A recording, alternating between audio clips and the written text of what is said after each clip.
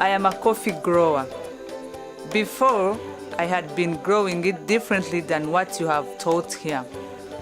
Now I have realized what I need to do to make my coffee better.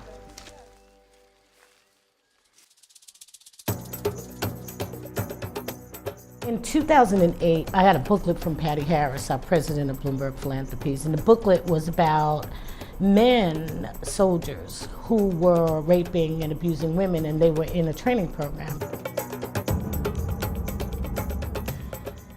I wanted to go and see it, and I went. And my first journey was in the Congo, in a refugee camp, where there was 27,000 people living on rocks, covered by tarp. And it was probably the most severe inhumanity to other humans that I've ever witnessed in my entire life. And that's what got us started at Bloomberg.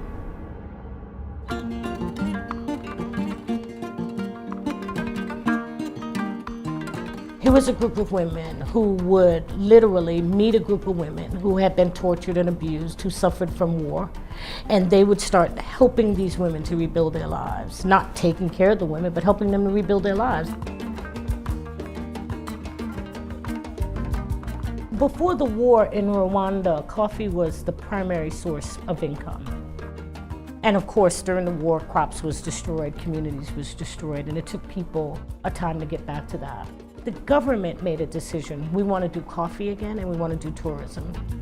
We needed a group that had the same ideas, that was goal-driven, goal-centered, something measurable, sustainable, like the Bloomberg thinking, and we found Sustainable Harvest. We joined Sustainable Harvest with Women for Women, and we now fund them both.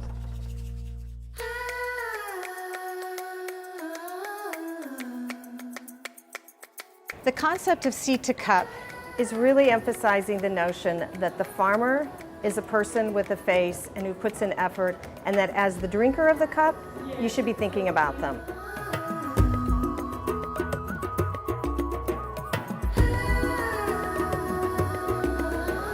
I had the coffee this morning and I thought it was wonderful. It's good to know we're working for a company that really cares about people around the world. I think it's a great thing that Bloomberg's working with these women. We wanted to make them independent, and I think it's great that we as employees are getting to see the fruits of their labor and get to experience it as well. Women came to our training and say, we have been getting 400 trees from the government and we really need to improve the quality. The first technique to teach, they have to know what color of the cherry they have to pick. The red cherry, it's increasing the quality and increasing their revenue at the end.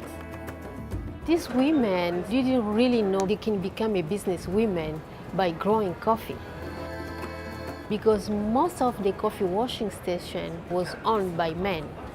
With the grant of Bloomberg, these women, they own their coffee washing station now. Instead of making the exportation for all the coffee, we really hope that the big portion will stay in the country. And this will empower these women to trade directly with different customers in country and at the international market too.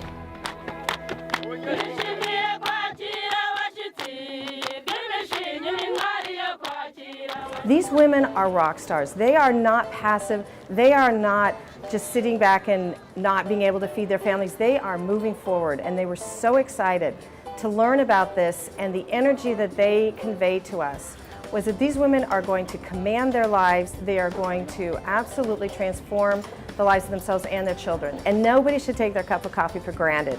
Savor it, enjoy it, but honor the women who grew it for you.